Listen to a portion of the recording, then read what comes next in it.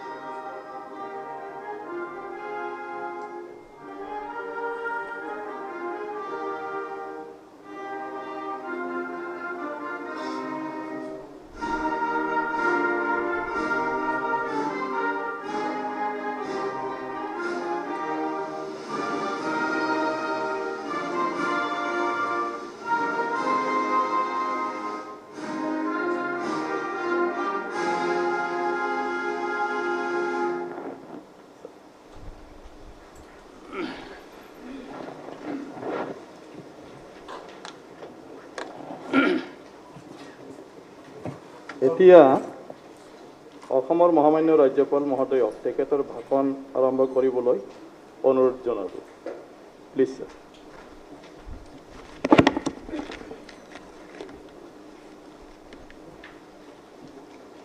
Respected Speaker and honorable members of the Assam Legislative Assembly, it gives me immense pleasure to address this august House during the first session of 15th Legislative Assembly.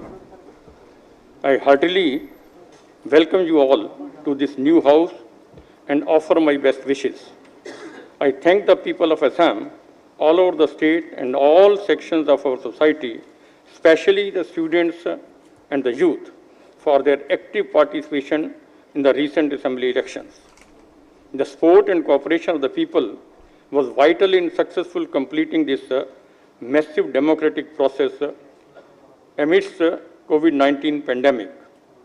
My government humbly accepts the people's mandate and commits to work with dedication and sincerity to uphold the immense faith placed in us. Members of this august House are aware that visionaries from Lokpriya Gopinath Bodoloi to Martyr Khageshwar Talukdar and from Budofa Upendranath Brahma to all the martyrs of Assam agitation dreamt of peace, progress and development of Assam. This will be the core focus area of the new government like it has been for the previous government during past 5 years. My government's topmost priority now is to contain the spread of COVID-19 disease during the second wave of pandemic in the state. During the first wave of COVID-19 last year, Assam was one of the top performing states of India in controlling the pandemic effectively. The tried and tested formula of trust, track and treat, which yielded very positive results last year, is being implemented and efforts are on to augment testing of all over the state. My government has taken steps to add more ICU beds, oxygen beds, and COVID care centers. We have also upped up our oxygen generation and storage capacity. Steps for further strengthening the medical infrastructure are being taken on a war footing. Vaccination has been a ray of hope in midst of a pandemic. In case of COVID vaccination, Government of India has been providing vaccines free of cost to state government for the age group of 45 years and above. In case of age group of 18 to 44 years, my government is committed to provide vaccination free of cost in all the government health institutions. Making Assam flood-proof is also priority area of my government. To this effect, Mission Brahmaputra will be launched with the intent of preventing loss of life, livelihood and properties through a multi-pronged strategy involving dredging of the river and building reservoirs to store excess water from Brahmaputra and its tributaries. My government is going to set up a special organization with a larger autonomy and flexibility within the water resource department so that we can achieve our targets in shortest possible time. My government will remain committed to strengthening the Namghars and protecting the rights of the Satras. A task force will be constituted to recover the lands of Satras and places of worship from the illegal encroachments. We will also continue to strengthen the Satras by providing them grant-in-aid.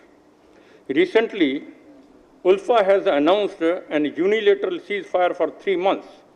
However, the announcement of ceasefire without stated ground rules may not yield the desired results. Nevertheless, my government considers the announcement of ceasefire a step in the positive direction. I urge ULFA leadership to set in motion the process to devise the ground rules during the period of ceasefire. I am sure that during this important ceasefire period of 3 months, if agreed, ground rules are adhered to and situation remains violence-free, it will create a conducive environment for structured discussion. Needless to add, once on the road of peace and development, the day will not be far when Assam emerges as one of the top 5 states of the country. Here I would like to mention that the release of Shri Ritul Saikia by ULFA is a welcome step in this direction. Honorable Prime Minister Shri Narendra Modi has brought about peace and development in Bodoland area with signing of the historic Bodo Peace Accord 2020 and the formation of Bodo Territorial Region. In a similar vein, my government has been in discussion with the militant outfits in Karbi Anglong, which has progressed well so far. We are hopeful that the Karbi Anglong too, there will be a new dawn in the region. Recognizing the youth power in the state, my government has set on a mission to make Assam one of the most entrepreneurial states in India. 10 lakh young entrepreneurs will be created through the redesigned Swami Vivekananda Assam Youth Employment Yojana. Approximately 2 lakh youth will be supported each year through this scheme for next 5 years.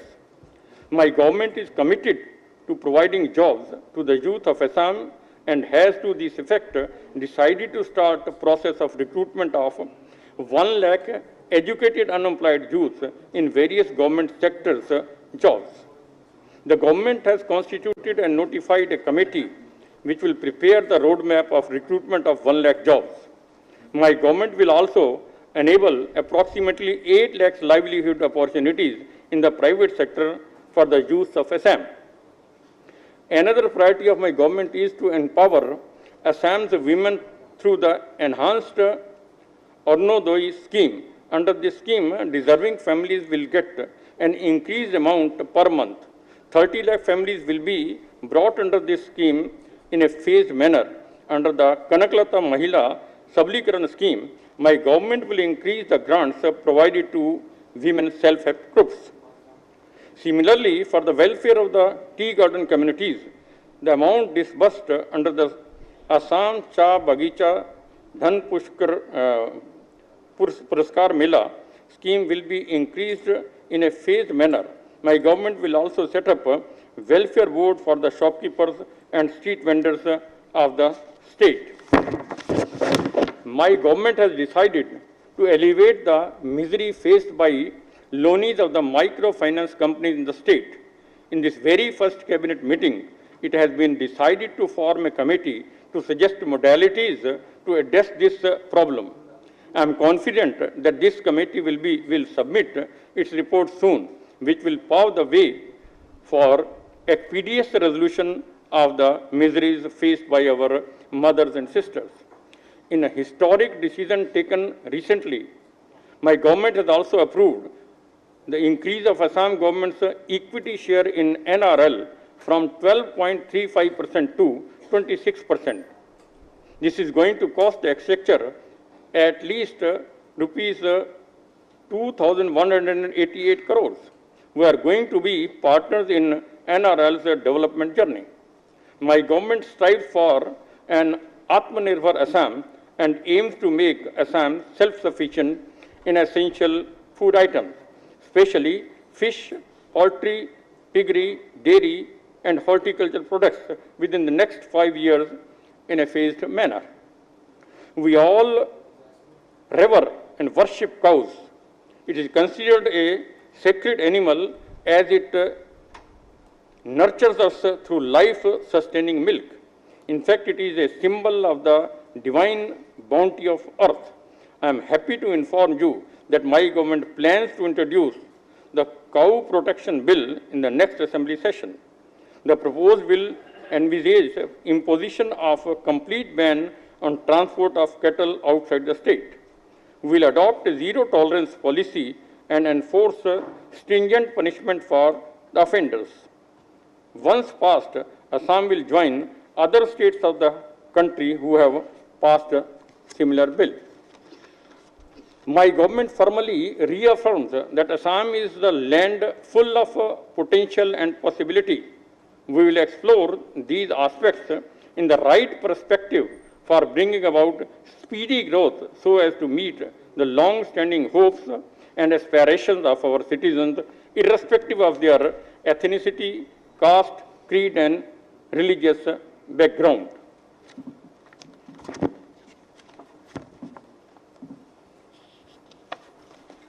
Honorable members, with this, I come towards the end of my forward today. I highlighted the achievements of my previous governments only to assure that we are on the right path and to set forth the developmental agenda of my new government.